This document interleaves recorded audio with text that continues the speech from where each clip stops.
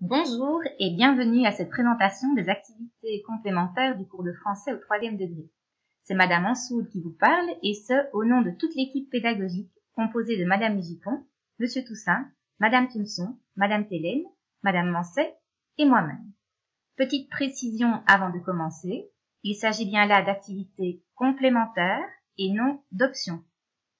Autrement dit, ces activités sont non certificatives et peuvent être adaptées en fonction des demandes, des envies ou des besoins des élèves. Toutes ces activités, renforcement, expression orale et écrite, complément et atelier philosophique, se déroulent à raison d'1 heure par semaine, pour ainsi permettre à ceux qui le souhaitent de conserver 5 heures de français hebdomadaire, car vous l'aurez remarqué, le cours de français de base passe à 4 heures au 3e degré. En avant donc pour la première activité nommée renforcement. Renforcement, comme stipulé dans la brochure, cette activité permet aux élèves désireux d'améliorer leur maîtrise de la langue de trouver des ateliers adéquats pour se remettre à niveau par des exercices spécifiques, grammaire, orthographe, formulation des idées, etc.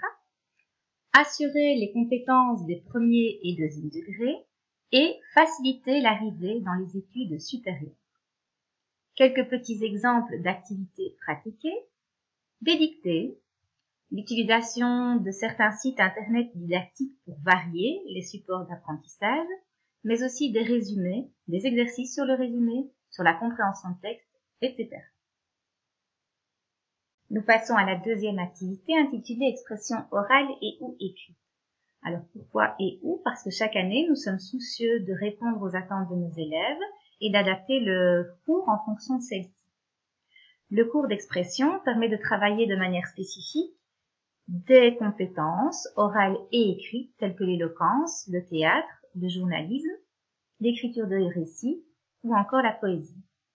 Nous avons également pris part à différents projets, concours et autres, car l'envie émanait des élèves, et c'est sur cette base dynamique et enthousiaste que se construit cette activité. Voici quelques exemples pratiqués cette année. Les ateliers d'écriture, la participation à différents concours, tels que la rédaction de nouvelles de la bibliothèque d'Auteux, par exemple, le tournoi d'éloquence l'an dernier, et nous avons répondu également à certains appels de projets créatifs et culturels, comme celui de 100 chaises pour Stavelot.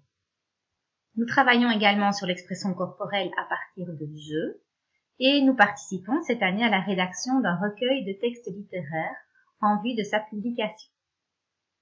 Place maintenant au cours intitulé Complément.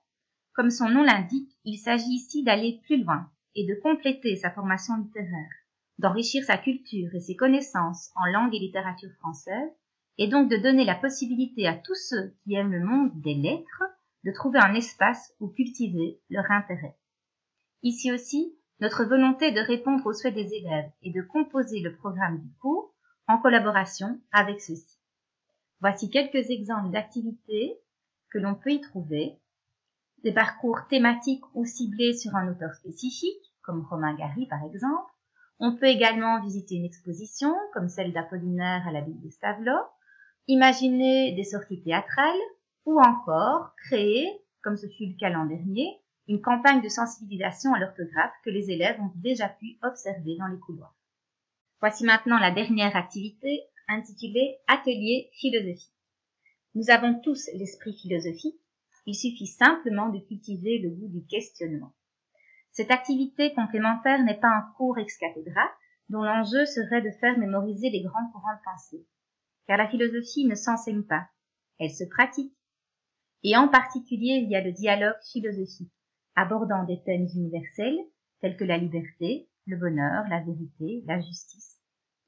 L'ambition de ce cours est donc de créer un espace réflexif, pour éveiller en chacun une pensée critique et créative, et constater que les pensées des philosophes, même nés avant notre ère, sont toujours actuelles et nous permettent de mieux comprendre le monde d'aujourd'hui.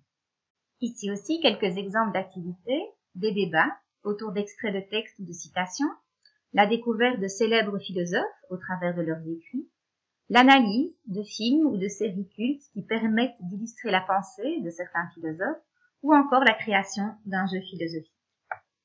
Voilà, c'est ici que s'achève notre petite présentation. Nous espérons avoir répondu à vos attentes, à vos questions, et nous serons présents dans notre petit stand prévu lors de la journée rencontre entre les profs et les futurs cinquièmes, en compagnie d'élèves qui sont inscrits cette année dans ces différentes activités et qui se feront un plaisir de partager avec vous leur expérience. Merci pour votre attention et à très bientôt.